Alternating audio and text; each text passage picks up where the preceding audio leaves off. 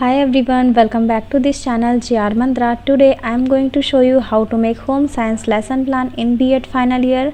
आज हम देखने वाले हैं गृह विज्ञान पाठ योजना कैसे बनाएंगे और आज का हमारा टॉपिक है संतुलित आहार। तो आज हम इस टॉपिक पर ये वीडियो कवर करने वाले हैं। इसके पहले मैंने आपको धुलाई कला, पाठशाला, इन सारी चीज़ों पे लेसन प्लान प्रोवाइड किया हुआ है। तो चलिए स्टार्ट करते हैं हमारा आज का ये लेसन प्लान। सबसे पहले यहाँ पर आप लिखेंगे क्लास, आपका जो भी क्लास होगा, फिर आप लिखेंगे लेसन प्लान नंबर, आपका जो भी लेसन प्लान नंबर होगा यहाँ पर फिल करेंगे। फिर आता है आपका आगे कालांश या पीरियड, आपके क्लास का जो पीरियड होगा आप फिल करेंगे। फिर आपका सब्जेक्ट में आप लिखेंगे गृह विज्ञान। फिर आप लिखेंगे स्कूल में आप लिखेंगे अपने जो आपका टीचिंग स्कूल होगा, जिस स्कूल में आपकी टीचिंग लगी होगी आप उस स्कूल का नाम लिखिएगा। इसके बाद आता है आपका डेट, आपकी टीचिंग स्टेट होगी आप डेट लिखेंगे। देन आता है आपका ड्यूरेशन मीन्स अवधि, आपकी टीचिंग जितने भी टाइम की होगी यहाँ पर आप ड्यूरेशन लिख देंगे। फिर आता है आपका आगे टॉपिक है आपका संतुलित आहार। नेक्स्ट आपका आता है सामान्य उद्देश्य मीन्स आपके गृह विज्ञान पाठ्य योजना पढ़ाने से आप बच्चों में क्या क्या चीज़ डेवलप करते हैं, उनमें किन किन चीज़ों का विकास करते हैं, उन्हें किन किन चीज़ों की जानकारी प्रदान कर सकते हैं, ये सारी चीज़ें आपकी होती हैं सामान्य उद्देश्य में। तो देखिए, छात्राओं में गृह विज्ञान के प्रति रुचि उत्पन्न करना, छात्राओं में घरेलू कार्यों के प्रति रुचि उत्पन्न करना, पोषण तथा स्वास्थ्य संबंधी सामान्य जानकारी प्रदान करना, संतुलित आहार की आवश्यकता तथा महत्व की जानकारी प्रदान करना। तो ये सारी चीज़ें आपकी हो जाती हैं सामान्य उद्देश्य में। इसके बाद है आपका विशिष्ट उद्देश्य मीन्स स्पेसिफिक ऑब्जेक्टिव्स। आपका जो आज का टॉपिक है संतुलित आहार, तो संतुलित आहार टॉपिक पढ़ाने से आप बच्चों में क्या चीज़ डेवलप करेंगे, ये सारी चीज़ें होती हैं आपकी विशिष्ट उद्देश्य में। तो देखिए, छात्राएं संतुलित आहार के बारे में जान सकेंगी, छात्राएं संतुलित आहार में पोषण संबंधी तथ्यों के बारे में जान सकेंगी। तो ये हो जाते हैं आपके पॉइंट्स। इसके बाद है आपका शिक्षण सहायक सामग्री मीन्स आपकी टीचिंग के टाइम जो चीज़ आपकी हेल्प करती हैं, जैसे संतुलित आहार प्रदर्शित करता हुआ कोई चित्र होगा या फिर कोई चार्ट होगा, या फिर इसके बाद आपका आता है लपेट श्यामपट्ट हो गया और पॉइंटर हो गया, चौक, डस्टर, चार्ट, ये सारी चीज़ें आपकी हो जाती हैं टीचिंग एड्स में। अब देखिए आगे है आपका प्रीवियस नॉलेज मीन्स पूर्व ज्ञान। आप बच्चों को कोई टॉपिक पढ़ाते हैं तो हमेशा उनको पूर्व ज्ञान से संबंधित करते हैं ताकि बच्चों को आसानी हो समझने में जो आप टॉपिक पढ़ा रहे हैं वो। तो देखिए, छात्राएं खाने पीने तथा फल सब्जियों से संबंधित सामान्य जानकारी रखते हैं। आप बच्चों को क्या करते हैं, बच्चों से एक्सपेक्ट करते हैं। अब है आपका आगे इंट्रोडक्शन मीन्स प्रस्तावना। आप बच्चों से कुछ ऐसे इजी क्वेश्चन पूछते हैं जो बच्चों के पूर्व ज्ञान से संबंधित हो। तो देखिए, आप कुछ क्वेश्चन पूछेंगे, बच्चों जब आपको भूख लगती है तो आप क्या करते हैं, तो बच्चे कहेंगे भोजन करते हैं।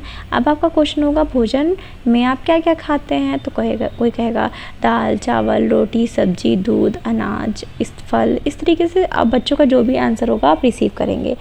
इसके बाद आता है आपका आगे क्वेश्चन, फल, सब्जी, रोटी, दूध, अनाज आदि कैसा आहार है। तो बच्चे यहाँ पर समस्यात्मक हो जाएगा, आंसर नहीं कर पाएंगे। और आप देख रहे हैं यहाँ पर ये क्या है, प्रश्नोत्तर विधि है मीन्स आप जब भी क्वेश्चन करते हैं बच्चे उसका आंसर करते हैं तो आप दोनों के बीच क्या होती है, अंतःक्रिया होती है। आप क्वेश्चन कर रहे हैं, बच्चे इसका आंसर दे रहे हैं। तो ये हमेशा क्या होता है, प्रश्नोत्तर विधि होती है या क्वेश्चन आंसर मेथड होता है। इसके बाद देखिए आगे आपका उद्देश्य कथन। बच्चों आज हम संतुलित आहार के बारे में विस्तार से पढ़ेंगे। तो ये हो गया आपका यहाँ तक कंप्लीट। इसके बाद देखिए आगे है आपका प्रस्तुतिकरण मीन्स प्रेजेंटेशन। यहाँ से आपका स्टार्ट होता है कि आप किस तरीके से बच्चों को प्रेजेंट करते हैं अपने इस टॉपिक को। तो देखिए यहाँ पे कुछ कॉलम्स दिए हुए हैं, serial number, teaching point, प्यूपिल teacher activities, student activities, teaching method, evaluation and black board work. तो ये सारी चीज़ें आपकी कॉलम्स में हो जाती हैं। तो देखिए सबसे पहला आपका क्या है, कॉलम सीरियल नंबर मीन्स आप कितने पार्ट्स में डिवाइड करते हैं अपने टॉपिक को, इसे हम कहते हैं सीरियल नंबर। तो यहाँ पर आप 1 लिख दीजिएगा। और टीचिंग पॉइंट मीन्स किस किस पार्ट में आप डिवाइड कर रहे हैं। तो देखिए संतुलित आहार का परिचय, आप सबसे पहले संतुलित आहार का परिचय देंगे बच्चों को। तो आप सबसे पहले क्वेश्चन करेंगे संतुलित आहार किसे कहते हैं, तो यहाँ पर बच्चे मौन हो जाएंगे। अब आप स्पष्टीकरण विधि का प्रयोग करेंगे और आप एक्सप्लेन करेंगे बच्चों को, ठीक है, एक्सप्लेनेशन देंगे और बच्चे ध्यानपूर्वक बैठ के सुनेंगे। क्योंकि स्पष्टीकरण विधि या व्याख्यान विधि में यहाँ पर ये टीचर सेंटर्ड विधि होती है, मेथड होता है, टीचर इसमें एक्टिव होता है, बच्चे इसमें निष्क्रिय होते हैं, बच्चे इसमें सिर्फ ध्यानपूर्वक बैठ के सुनते हैं। तो देखिए आप क्या करेंगे, स्पष्टीकरण देंगे।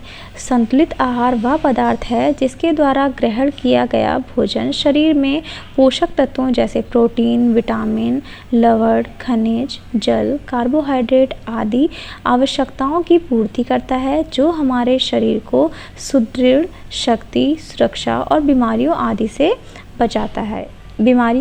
बचाता है और इन सारी चीज़ों के लिए आवश्यक है संतुलित आहार। ठीक है, अब देखिए आगे है आपका बोध प्रश्न। आप जो भी एक्सप्लेनेशन देंगे उसमें से आप बोध प्रश्न भी करेंगे। तो देखिए, संतुलित आहार के पोषक तत्वों के नाम बताइए। तो यहाँ पर आपका जो भी आंसर होगा बच्चे आंसर देंगे। अब आपका क्वेश्चन अगला होगा, संतुलित आहार शरीर को क्या प्रदान करता है। तो बच्चे यहाँ पर आंसर करेंगे, ये आपके क्वेश्चन आंसर मेथड था। अब देखिए आगे है आपका टीचिंग पॉइंट सेकंड। यहाँ पर आप शिक्षण बिंदु सेकंड लिखेंगे, संतुलित आहार के अभाव में शरीर पर क्या प्रभाव पड़ता है। ये सारी चीज़ें यहाँ पर आपकी टीचिंग पॉइंट सेकंड में आ जाती हैं। तो आप सबसे पहले विकासात्मक प्रश्न पूछेंगे, संतुलित आहार क्यों आवश्यक है, और बच्चों से आप क्वेश्चन करेंगे, पोषक तत्वों का शरीर पर कमी का क्या प्रभाव पड़ता है। तो ये आपका क्वेश्चन हो गया। अब आप फिर से स्पष्टीकरण विधि का प्रयोग करेंगे और बच्चों को क्या करेंगे, एक्सप्लेन करेंगे। तो देखिए, संतुलित आहार में पोषक तत्वों की कमी का शरीर पर निम्नलिखित प्रकार का प्रभाव पड़ता है। प्रोटीन की कमी से बच्चों का शारीरिक विकास रुक जाता है। ये आपकी व्याख्यान विधि है और बच्चे ध्यानपूर्वक बैठ के सुनेंगे, ये आपको ध्यान देना है। अब देखिए नेक्स्ट पॉइंट है आपका विटामिन की कमी। तो यहाँ पर आप बता देंगे कौन से विटामिन से क्या होता है इसकी कमी से। तो विटामिन ए से नेत्र या दृष्टि दोष हो जाता है, विटामिन बी से पेलेग्रा एनीमिया हो जाता है, विटामिन सी से स्कर्वी हो जाता है, विटामिन डी से अस्थि रोग या रिकेट्स हो जाता है। विटामिन ई की कमी से क्या प्रभाव पड़ता है, जनन शक्ति का कम होना, विटामिन के रक्त का थक्का ना बनाना, ये से कमी हो जाती है इसकी। अब है आपका आगे खनिज लवण की कमी का प्रभाव। कैल्शियम फास्फोरस की कमी से बालक का विकास रुक जाता है। अतः सभी प्रकार के पोषक तत्व की आवश्यकता हमारे शरीर को होती है, जिससे हमारा भोजन संतुलित रहना चाहिए।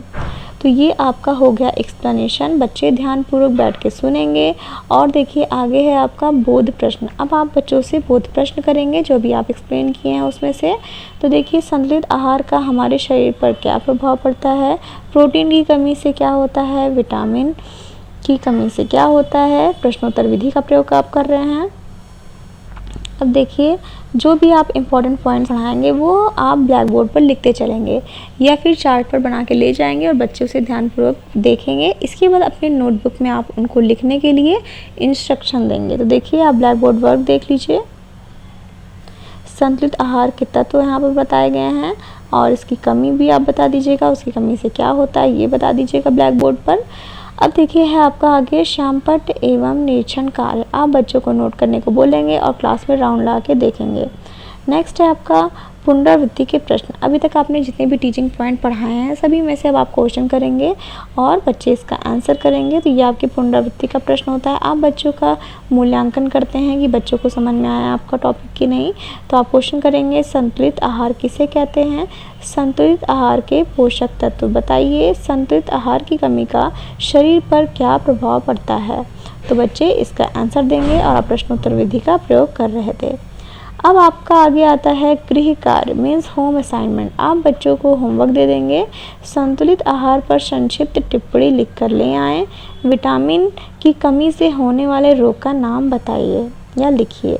तो ये हो गया आपका यहाँ तक लेसन प्लान एंड। हमारा नेक्स्ट टॉपिक होगा सिलाई कला। तो हम देखेंगे सिलाई कला टॉपिक पर नेक्स्ट वीडियो में। तो अगर आपको मेरा ये लेसन समझ आया हो, आपके लिए इजी रहा हो, तो आप प्लीज़ मेरे चैनल को सब्सक्राइब करके बेल आइकन प्रेस करिएगा और प्लीज़ गाइस मेरे वीडियो को लाइक करिएगा और शेयर करिएगा, कमेंट करिएगा। आप कमेंट बिल्कुल भी नहीं करते हैं, लाइक्स भी बहुत कम रहते हैं, तो आप प्लीज़ सपोर्ट करिए। Thank you so much guys for watching this video.